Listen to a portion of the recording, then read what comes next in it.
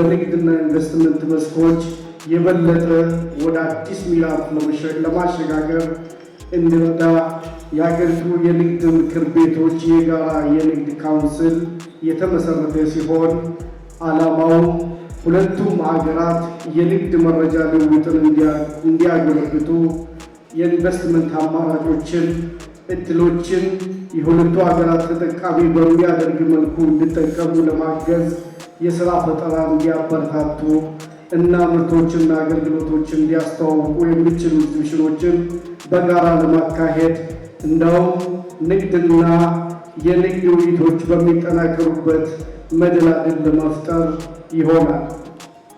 በዛሬው የኢትዮ ሳውዲ ቢዝነስ ፎረም ዓላማው የሁለቱ ሀገራት የንግዱ ማህበረሰብ መረጃ የሚለዋወጥበት ብለውም በመካከላችን ከሚገኙ የሚመለከታቸው የመንግስት አካላት በሀገራችን ባሉ የንግድና የኢንቨስትመንት አማራጮች ዙሪያ ገለጻ የሚቀርብበት ጭምር ነው።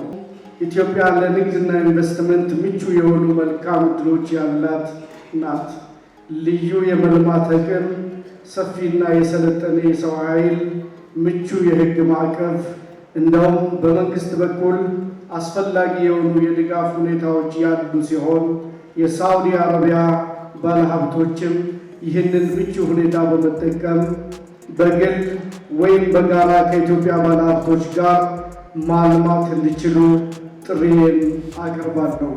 በሌላም በኩል ሳውዲ አረቢያ ያላት የቴክኖሎጂ የፋይናንስና የኢንዱስትሪ አቅምን መጠቀም እንፈልጋለን።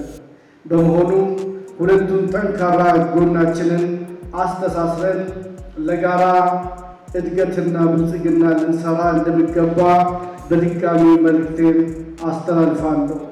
የተከበራችሁ ጥሪ የተደረገላችሁ ተሳታፊዎች፣ ክቡራትና ክቡራን፣ የኢትዮጵያ ንግድና ዘርፍ ማህበራት ምክር ቤት የንግዱን ማህበረሰብ በመወከል ድምፃቸውን የማስተጋባት የምርምርና አድቮኬሲ እንዲሁም ንግድና ክህሎትን መገንባት፣ የንግድና ንግድ ነክ መረጃዎችን ተደራሽ ማድረግ፣ የሀገር ውስጥና የውጭ ሀገር የገበያ ዕድሎችን ማመቻቸት፣ የንግድ ግንኙነቶችን የመፍጠርና ያሉትንም የማጠናከር በዓለም አቀፍ የገበያ ስርዓት ውስጥ እውቅና እንዲያገኙ ሲያደርግ መቆየቱ ይታወቃል።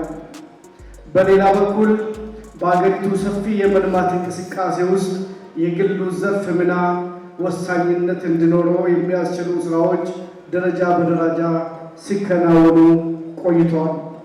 ከዚህም ባሻገር ምክር ቤቱ ከተቋቋመበት ዓላማ አንጻር የግሉን ዘርፍ በሀገር ውስጥና በውጭ ሀገር የተለያዩ ፎርሞችን በማዘጋጀት ንግድና ኢንቨስትመንት እንዲስፋፋ፣ የንግድና ኢንቨስትመንት ትስስር ፍሰት እንዲኖር በማድረግ ለንግድና ኢንቨስትመንት ማነቆ የሆኑ የተለያዩ ችግሮችን በጥናት የተደገፉ መፍትሄዎችን ለመንግስትና ለፖሊሲ አውጪዎች በማቅረብና ምክክር በማካሄድ እንዲፈቱ በማድረግ የተለያዩ ስራዎችን ሲያከናውን ቆይተዋል።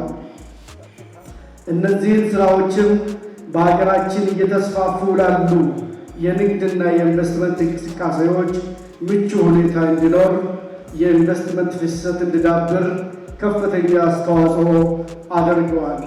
ይህ ፎረምም የዚህ አንድ አካል መሆኑ ይታወቃል። በመጨረሻ ይህ ፎረም እውን እንዲሆን ለተጉ በሙሉ ምስጋናዬን እያቀረብኩኝ ሳውዲና ኢትዮጵያ የንግድ ማህበረሰብ ይህንን እድል በመጠቀም ንግድና ኢንቨስትመንትን በማስፋፋት ረገድ የበኩላቸውን እንዲወጡ አደራ እላለሁ።